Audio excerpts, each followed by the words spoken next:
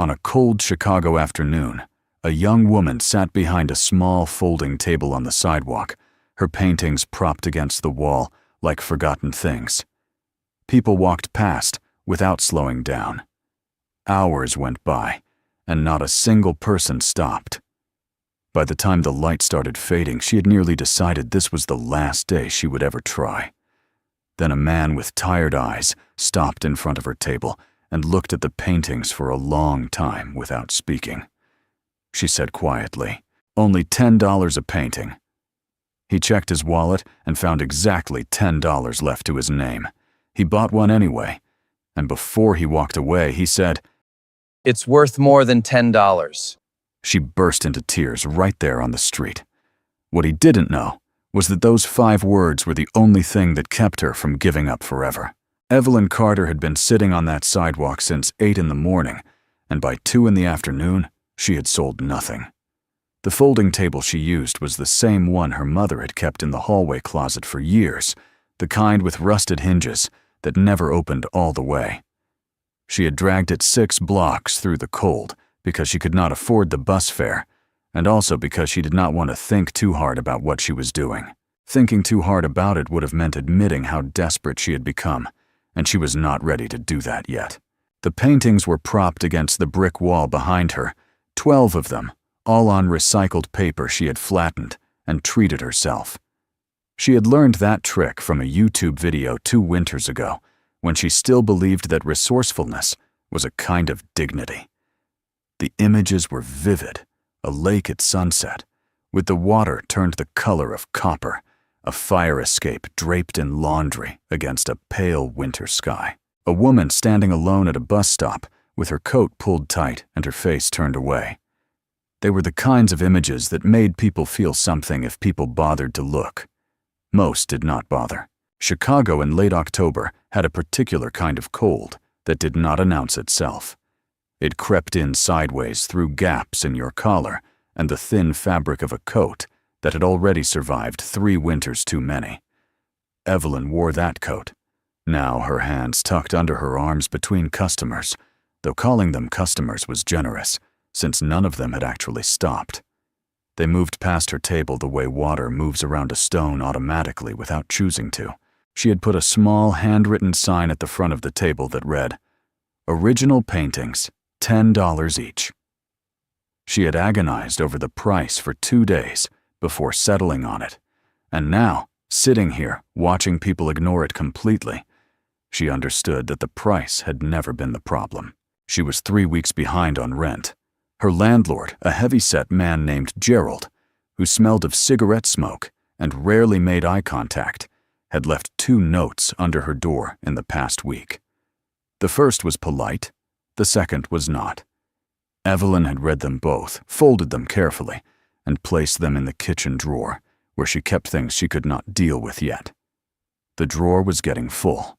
She had $212 in her checking account, which would not cover what she owed Gerald, and would not cover groceries, and would certainly not cover both. She had done the math several times, hoping the numbers would change, and they never did.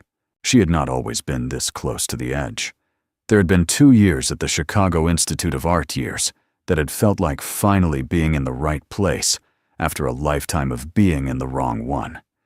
She had been good, not just art school. Good, but genuinely good.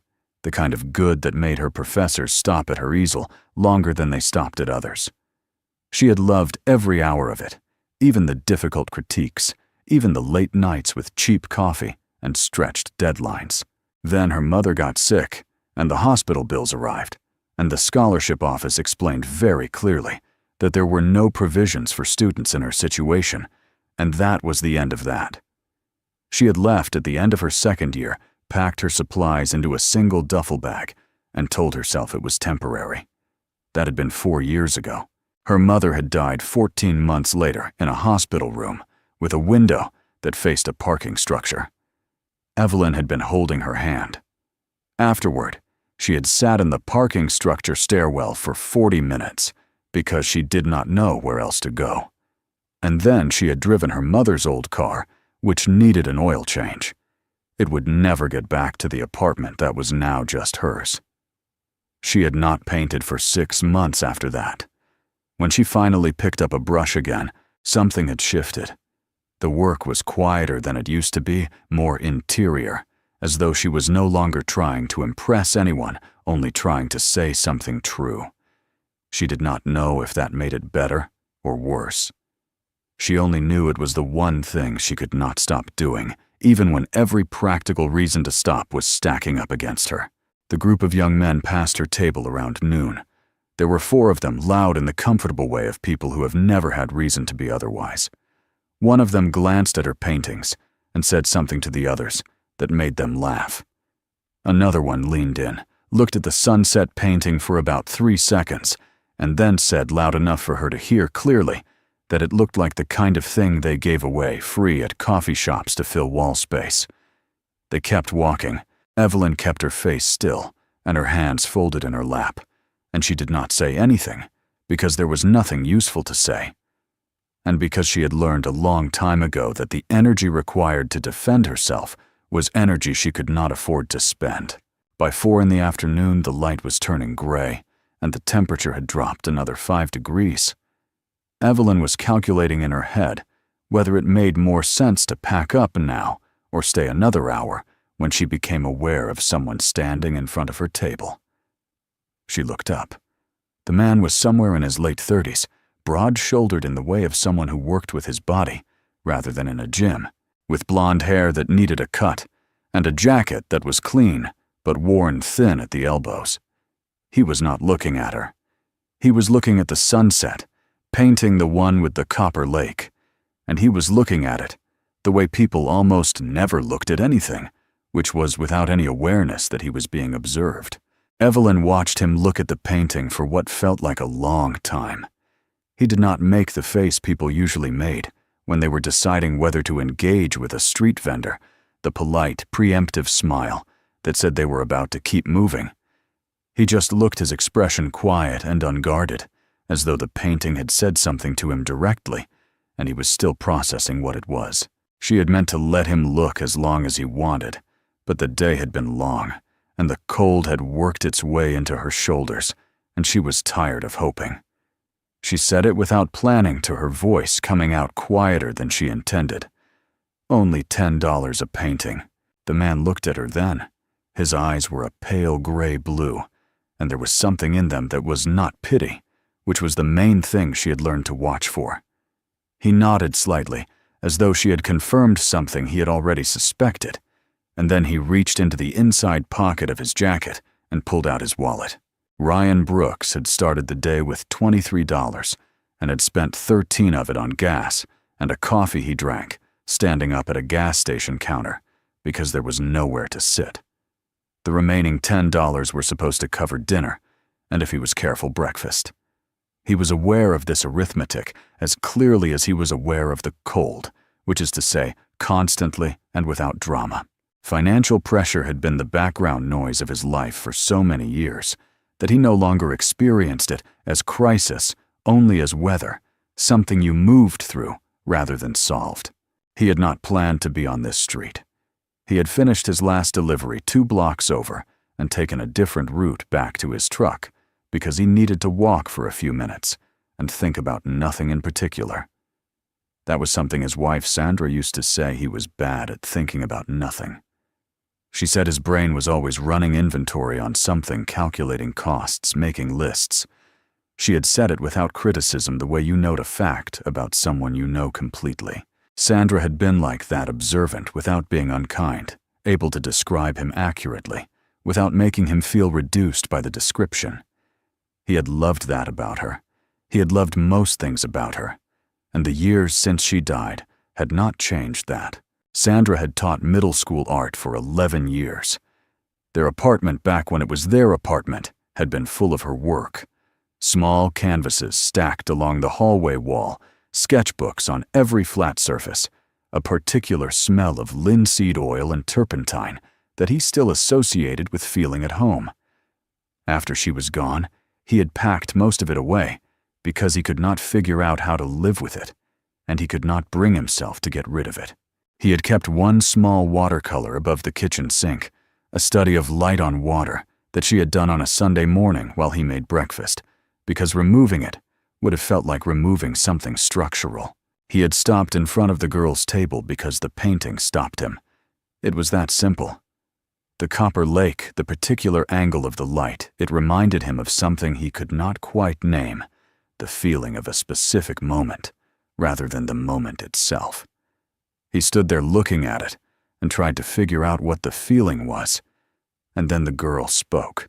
He looked at her when she said it. She was young, maybe mid-20s, with dark circles under her eyes and paint stained into the creases of her knuckles in a way that did not wash out easily. She had said only $10 in the tone of someone who had already rehearsed the apology that would follow if he said no. Ryan opened his wallet. He looked at the single $10 bill inside it for a moment, not with hesitation exactly, but with a kind of clarity about what the choice actually was. He thought about Sandra, as he often did at unexpected moments. He remembered something she had said once, not to him, but to one of her students, a kid who had been embarrassed to show his work. She had said that an artist doesn't die when they run out of money. They die when no one believes in them anymore. He did not know if this woman was a good artist in any technical sense. He was not qualified to judge that. He knew that the painting had made him feel something real in about 4 seconds, and that this had not happened to him in a long time. He took the $10 out and set it on the table. The woman reached for the copper lake painting and started to wrap it in a piece of newspaper she had brought for exactly this purpose. Her hands were quick and practiced, but he noticed that they were not quite steady. Ryan picked up the wrapped painting and held it under his arm, and then, because he meant it, and because it seemed important to say, he told her, "It's worth more than $10. He watched the words land. He saw the exact moment they reached her, the way her jaw moved slightly, and then went still, the way her eyes changed before they filled. She did not look away. She sat very straight in her folding chair and let herself cry right there on the sidewalk in the middle of the afternoon, with people moving past on both sides of her, and she did not apologize for it or try to stop it quickly. Ryan stood there and let her, because it did not seem like the kind of thing that required intervention. It seemed like something that had needed to happen for a long time. After a moment, she said, "Thank you," and her voice was steadier than he expected. He nodded once, tucked the painting more securely under his arm, and walked back to his truck. He did not know her name. She did not know his. Before he wrapped the painting in newspaper, he had noticed something on the back of the canvas paper in small, neat handwriting, a name and a year: Evelyn Carter. He did not think much of it in the moment. He drove home on an empty stomach and hung the painting on the wall across from the kitchen window where the afternoon light would catch it, and he stood in front of it for a while before he started figuring out what he had at home that he could make for dinner. Evelyn sat at her table for another 20 minutes after he left, not because she thought anyone else would come, but because she needed a few minutes before she could fold everything up and carry it home. The $10 was in her coat pocket. It was not enough to change anything about her situation. Gerald was still going to want his rent money. The drawer in the kitchen was still full of things she could not deal with. The math was still the same math, but something had shifted slightly in a way she could not have explained to anyone who asked. Some interior weight that had been pressing down on her for months had moved just fractionally, just enough. She began to pack up the paintings carefully. The way you handle something you have decided is still worth handling, and she walked the 6 blocks home through the cold. The $10 did not solve anything, but it did something else. In the days after the sidewalk, Evelyn found herself picking up a brush again, without having to argue herself into it first. That had been the real problem for months, not the lack of materials or the lack of time, but the argument. Every time she sat down to paint, some part of her would start listing reasons why it was pointless, and she would have to fight through all of them before she could make a single mark. Now the argument was quieter. Not gone, but quieter. She painted in the evenings after her shift at the copy center where she worked 3 days a week, and she painted on Sunday mornings before the light changed, and she did not think too hard about what any of it was for. She paid Gerald a partial payment on the rent, enough to keep him from filing anything official, and she negotiated 2 more weeks with a steadiness she did not entirely feel. She started posting photographs of her work on a free account she had made on one of the art-sharing platforms, uploading images under her full name, because she had read somewhere that anonymity was a habit of people who did not yet believe their own work was worth claiming. She believed it just barely, just enough. The posts got very few responses. Occasionally, someone would leave a small heart icon, a stranger somewhere she would never know, and she would look at it for a moment and then keep going. Ryan, meanwhile, had taped the Copper Lake painting to the wall across from his kitchen window with 2 pieces of painter's tape, because he did not want to put a nail hole in the wall of an apartment he did not own. He was aware that this was a minor irony, taking care of a wall he rented, while his financial situation continued to deteriorate in ways that were not minor at all. His delivery truck had started making a grinding noise in the front left wheel. Well, that the mechanic quoted him at over $800 to repair, which was not money he had. He borrowed a friend's cargo van for 2 weeks while he figured out what to do, and then the company reduced his route hours as part of a restructuring they announced by email on a Thursday afternoon. He read the email twice, sitting in the parking lot of a grocery store he had just made a delivery to, and then he drove the borrowed van back toward his apartment and did not think about much of anything. His friend Marcus, who had known him since they were both working construction in their late 20s, told Ryan over the phone that the $10 had been a mistake. Marcus was not unkind about it. He said it the way you say something true to a person you actually care about, without softening it into uselessness. He said Ryan could not afford to be generous right now. That generosity was for people who had covered their own ground first.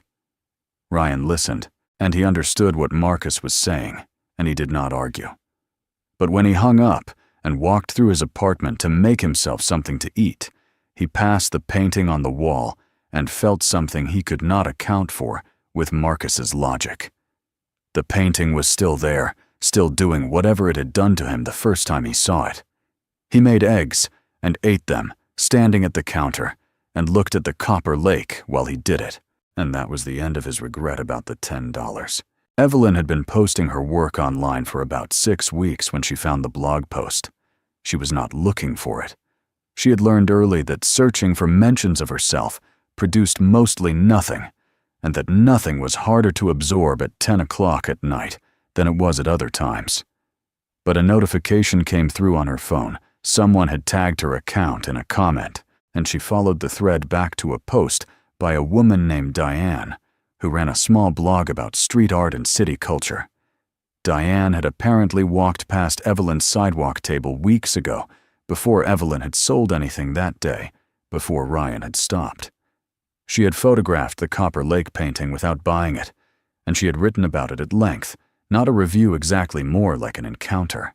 She wrote that she had stood in front of the painting for almost 2 minutes before she realized she had stopped walking, that something about the light in it felt less like a technique and more like a specific memory of losing something, and she had spent the rest of her walk home trying to figure out what memory it was. The post had been up for weeks without much attention, but in the 2 days before Evelyn found it, something had shifted. It had been shared several hundred times. The comments were long, specific, personal people writing about their own losses and their own late afternoons and the particular quality of light that appears just before something ends. Evelyn read through them for a long time, not because she was looking for validation, but because she was genuinely startled. She had painted that image in 40 minutes on a Tuesday evening because the light through her window had looked exactly like that, and she did not want to lose it. She had not known while she was painting it that she was painting something other people would recognize. The invitation came 3 days after she found the post. It was from a small gallery space on the north side called Meridian, run by a woman named Patricia, who sent emails in complete sentences and spelled everything correctly, which Evelyn noticed because it was not the standard. Patricia said she had seen the post, had then spent an hour looking through Evelyn's online portfolio and wanted to offer her a spot in a group show they were mounting in 6 weeks. The show had 4 other artists. The theme was everyday grief. Evelyn read the email 3 times, then stood up from her kitchen table, walked to the window, and stood there, looking at the street below for a while without moving.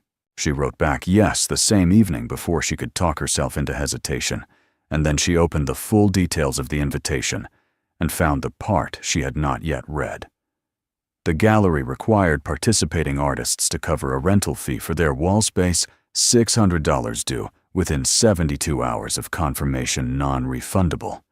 If the fee was not received, the space would be offered to the next artist on their wait list. Evelyn read this twice, closed her laptop, and sat very still at her kitchen table. $600. She had $87 in her account. She had no one to borrow from who had the money to lend, and no credit available that she had not already exhausted. What she did have when she looked around the apartment and made herself look clearly was a second-hand turntable she had owned since college, a camera she no longer used, a small collection of art books that had belonged to her mother, a winter coat that was newer than the one she wore every day, and a box of jewelry that she had not opened in 2 years. She listed all of it on a resale app that night and priced everything low because low moved faster than fair. By the end of the following day, she had sold enough to cobble together $420. She asked her landlord Gerald for a brief delay on the partial payment she owed him, explained the situation honestly, and Gerald, to his credit, and her surprise, told her to take the 2 weeks. She transferred the $600 to Meridian's account 11 hours before the deadline and sat at her empty kitchen table, which now also had no extra chairs because she had sold those too, and thought about what she had just done. The show opened on a Friday evening in November. Evelyn brought 7 paintings, which Patricia helped her arrange along the gallery's east wall under a set of track lights that made the colors do things she had not expected. For the first hour, the room filled with the kind of people who attend gallery openings, attentive wine glass in hand, conversational in small clusters. Several people stood in front of her wall for extended periods, and 2 of them asked her questions about her process that she answered carefully. She began to think that maybe this was going to be different from every other time she had hoped for something. By the end of the 2nd hour, she had sold nothing. By the end of the 3rd, still nothing. A man who introduced himself as a critic for a regional arts publication spent about 4 minutes looking at her work and then said to his companion, loud enough for Evelyn to hear from 6 feet away, that the paintings were technically competent but emotionally indulgent, that contemporary collectors had moved past the aesthetic of visible suffering, and that this kind of work belonged to a moment that had already passed. His companion nodded with the automatic agreement of someone who had learned to agree. Evelyn heard every word and kept her expression neutral and her hands still at her sides. Near the end of the evening, Patricia approached her with an apologetic expression that Evelyn recognized before she heard the words. Another artist, someone with an established name and a following, had requested the east wall for the show's 2nd week, and Patricia needed to honor that commitment. She asked if Evelyn could remove her work by Sunday morning. Evelyn said yes. She helped carry her paintings to her car in 2 trips, thanked Patricia without bitterness, and drove home. She sat in her car outside her building for a while after she turned off the engine, the paintings stacked in the back seat, and the trunk, the street outside, quiet and orange lit. Then she went upstairs, took off her good blouse, and put on the old one she wore when she painted. She did not paint anything that night. She sat at the kitchen table and looked at the wall, where she might have hung something if she had anything left to hang, and she thought about the critic's words, not because he had been right, but because he had said them without any awareness that she might have been something other than a disappointment. She thought about the copy center job, about Gerald's 2nd note, about the art books she had sold that had belonged to her mother. She went to bed without deciding anything. Ryan lost his job on a Wednesday in December. The company sent another email, And this one was not about route reductions. It was a termination notice citing workforce restructuring and thanking him for his years of service in language that had clearly been written by someone who had never met him. He had been there for 6 years. He found out the same day that his truck repair estimate had gone up to nearly $1,000 because the initial inspection had missed a secondary issue. He sat with both pieces of information for most of the day running the math in his head, the way he always did, and the math did not produce anything useful, and eventually he stopped running it. He took 2 days of day labor work that a guy in his building had connected him to, hauling debris from a gutted storefront 3 blocks over cash at the end of each day. The work was heavy and paid poorly, and he did it without complaint because it was what was available.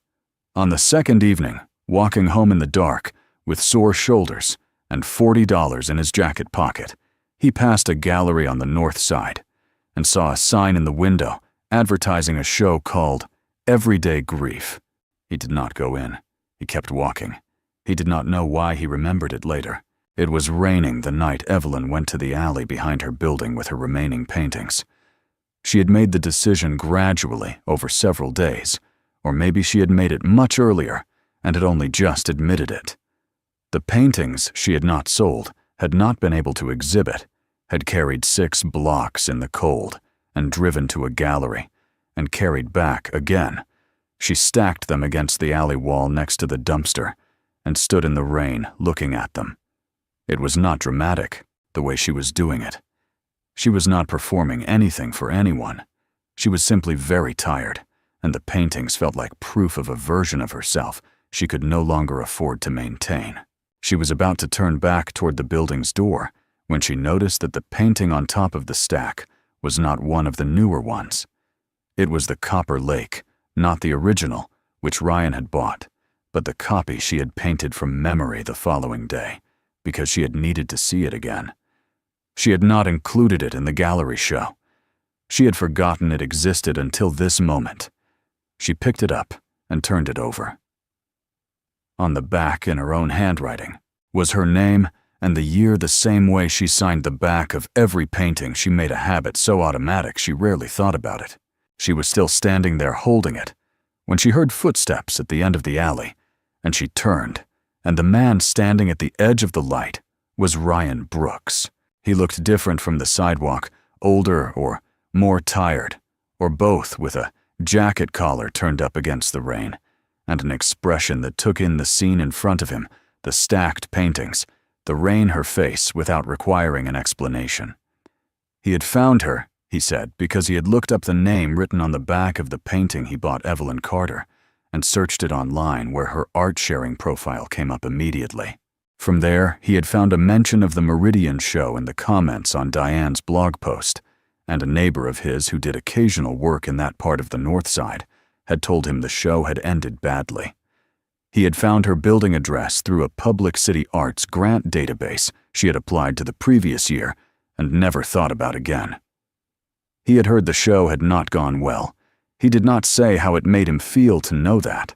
He walked toward her and held out his hand, and in it was the original Copper Lake, painting his the one he had bought on the sidewalk for $10. Evelyn looked at it without taking it for a moment. Then Ryan said, "I didn't buy it to save you. I bought it because it made me feel something real. I hadn't felt that in a long time." Evelyn took the painting from him.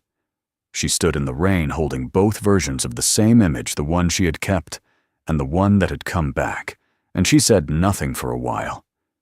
Then Ryan told her quietly that he had lost his job, that he was working day labor, that he could not offer her anything practical. He said it plainly without apology or self-pity, just so that it was honest between them. They stood in the alley in the rain, both of them with nothing, and neither of them moved to go inside. She brought both paintings inside that night. Not because she had made any decision, not because the rain in the alley had clarified anything in a clean or conclusive way, but because leaving them out there felt like a choice she was not ready to make permanent. She stacked them against the wall near the door and left them there still damp at the edges and went to bed without looking at them again. Ryan walked home through the rain and made no plans. That was new for him. He was a person who had always operated on contingency, always had a next step mapped out even when the steps were bad ones. But that night he had nothing mapped. He had told a woman he barely knew that he had lost his job and could not offer her anything, and he had meant it as honesty rather than defeat, though the line between those two things had felt thin, standing in that alley. He got home, changed out of his wet jacket, and stood in the kitchen for a while looking at the Copper Lake painting taped to the wall. It had been there for weeks now. He had stopped noticing it the way you stop noticing anything that becomes part of the architecture of your daily life. But tonight he noticed it again. He looked at it for a long time, and then he went to bed. The following days were hard in the specific, unglamorous way that financial hardship is hard. Not dramatic, just relentlessly present. Evelyn went back to the copy center and picked up an extra shift. She ate cheap and slept poorly, and did not touch the paintings near the door for almost 2 weeks. Ryan took whatever day labor came through his building contact and started applying for full-time positions, mostly warehouse and logistics work, the kind of work that paid consistently, even if it paid modestly. Neither of them contacted the other. They did not have each other's phone numbers. What they had was the understanding, unspoken and unplanned, that the alley had been a kind of ending of the bad stretch of the pretending that things were fine of something, and that whatever came next would have to be built from what was actually there, rather than what they wished was there. What was actually there for Evelyn was a body of work she had not destroyed. She had gone to the alley intending to leave it, and she had come home with it instead. And now it was propped against her wall, and she had to decide what that meant. She spent 3 days not deciding, and then, on a Sunday morning, the light came through her window at a particular angle, and she picked up a brush without thinking about it. The way she had as a much younger person before she had learned to be afraid of her own instincts. She painted for 4 hours without stopping. The work that came out was different from what she had been making, less careful, more direct images that did not apologize for what they were. A coat left on a chair in an empty room. Hands folded in a hospital corridor. A window with the curtains open onto nothing. She did not title them or analyze them.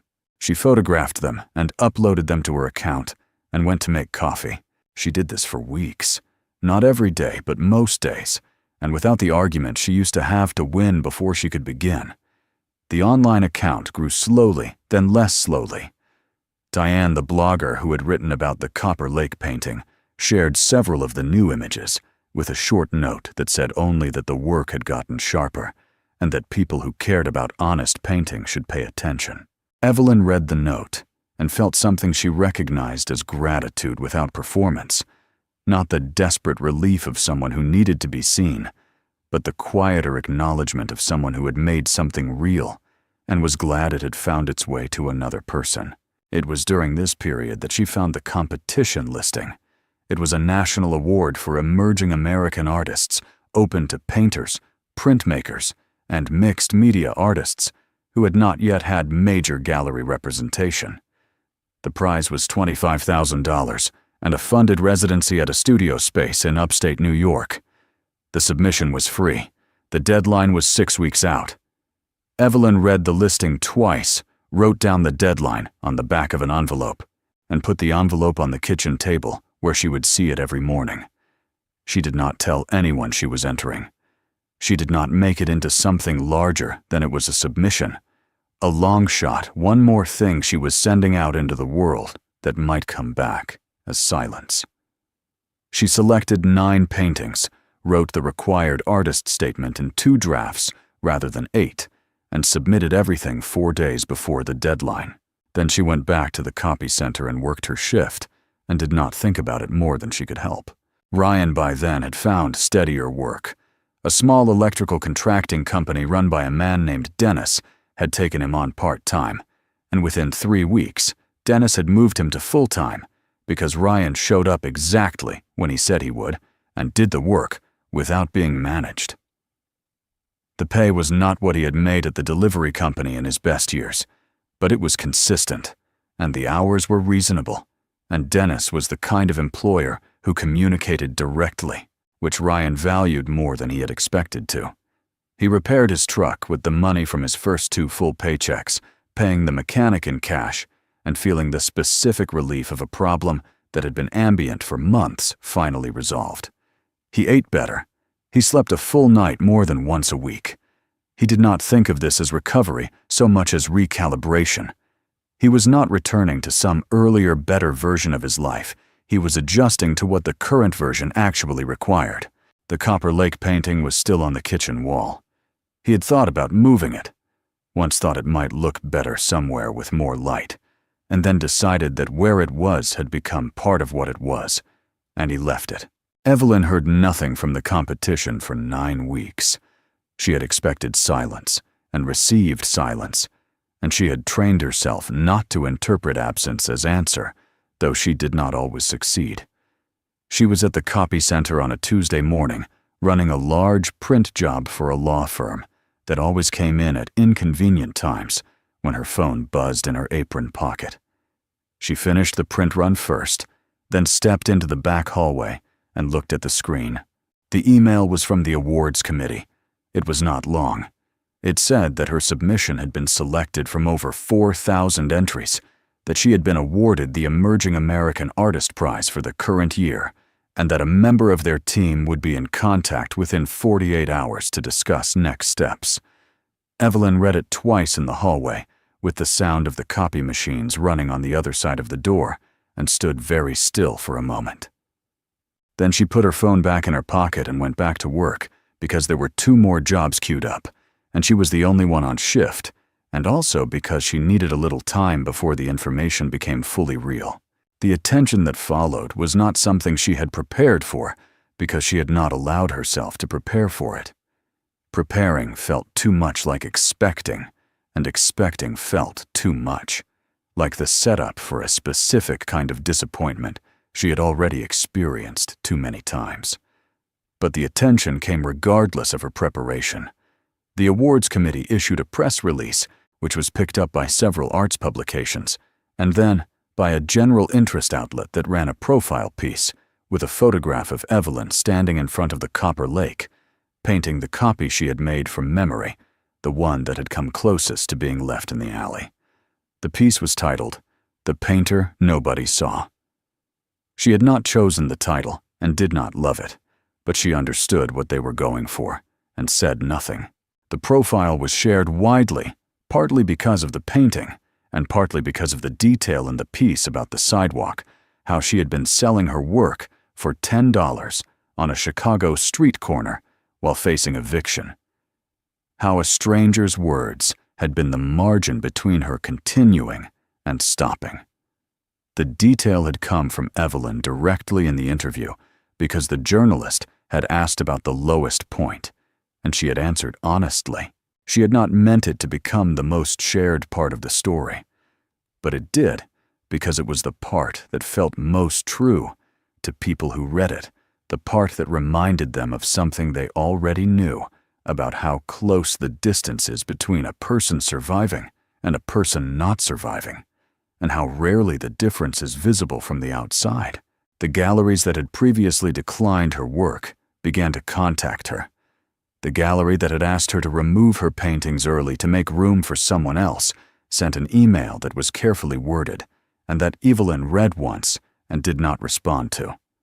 Patricia from Meridian sent a separate email that was shorter and more direct.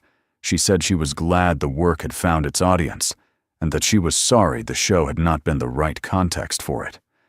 Evelyn wrote back to Patricia. She did not write back to the others. 2 years passed. The residency in New York produced a new body of work that was shown at a mid-sized gallery in Manhattan, and that show was reviewed well and sold out in its first week. She moved out of the Chicago apartment, finally into a studio space that was larger and better lit, and she kept the kitchen table and the old coat and nothing much else from the previous version of her life. She worked every day. She did not work because success had made her disciplined. She had always been disciplined. It had never been the problem, but because the argument had gone quiet enough that she could simply begin each morning without having to defeat anything first. She was interviewed on a television arts program on a Thursday evening in late spring. The host was a woman named Carolyn, who had a reputation for asking questions that went somewhere rather than circling the same ground. Toward the end of the interview, Carolyn asked what had kept Evelyn from leaving those paintings in the alley that night, what the real reason was, underneath all the explainable reasons. Evelyn looked at the camera for a moment before answering. She said there was a man she had never properly thanked. She said that, on the worst afternoon of her working life, when she had been sitting on a sidewalk in the cold, with no one stopping, and a group of people who had laughed at her work and the full weight of everything she could not afford, pressing down on her, a man she had never met had stopped and looked at her painting the way it deserved to be looked at, and had paid for it with the last $10 he had, and had said, before he walked away, that it was worth more than $10. She said that sentence had done something to her that she had never been able to fully explain, that it was not encouragement. Exactly. Not a compliment exactly, but something more like being recognized. She said she had needed to be recognized by someone who had no reason to do it and nothing to gain from it, and that it had been enough, barely, but enough to keep her from stopping. The studio audience was quiet. Carolyn waited a moment before asking if she knew who the man was. Evelyn said she knew his first name was Ryan. She said she had never found a way to reach him. The broadcast clip was shared on social media that same evening and had been viewed several 100,000 times by the following morning. Ryan saw it at 11:30 at night, sitting on his couch in his apartment, after a long day, his phone in his hand, because he had been about to set an alarm. He watched the clip without moving. He watched it again. He sat with it for a while, this woman on television, in a well-lit studio, talking about a $10 painting on a sidewalk in the cold, saying that a single sentence had kept her from giving up. And he thought about Sandra, and about the things Sandra used to say about artists not dying from poverty, but from being disbelieved. And he thought about the empty wallet and the Copper Lake painting still taped to his kitchen wall, and he turned off his phone and sat in the dark for a while before he went to bed. Evelyn came to his door 4 days later. She had tracked down his full name through Diane the blogger, who remembered a man matching Ryan's description stopping at the sidewalk table that afternoon, and had noted it in a draft she never published. From his full name, Evelyn had found a current address through a public utilities registration, the kind of record that is technically accessible and that most people never think to look for. She stood at his door with a painting wrapped in brown paper and tied with a length of twine. And when he opened the door and saw her, neither of them said anything for a moment. Then she held out the package and he took it. He unwrapped it carefully, the way you handle something you already sense matters before you've seen it. The painting was larger than the Copper Lake, a different image, a window in a dark room with light coming through it from an unseen source, the light falling across a floor in a way that made the room feel inhabited rather than empty. The colors were warmer than her earlier work, and the quality of them was noticeably different, the kind of difference that accumulates over years of work done in earnest. It was without question the best thing she had ever made. He turned it over. On the back in her handwriting were 2 lines. "Thank you for buying more than a painting that day. You saved a soul." Ryan stood in his doorway holding the painting and did not speak for a moment. Then he stepped back and let her in, and they stood together in the small kitchen where the Copper Lake painting was still taped to the wall across from the window, in the same spot where it had been for years, faded slightly at the edges now. But still, they were still doing whatever it had always done to the room when the afternoon light came through.